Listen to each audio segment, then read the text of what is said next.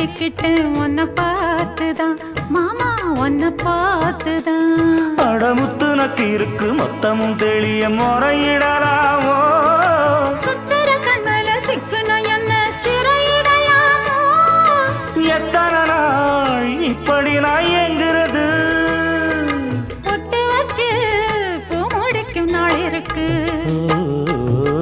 புது வளையல அரைச்சு தொண்டையில தான் நினைச்சு மாமன் கிட்ட பேச போற மணிக்கணக்கா.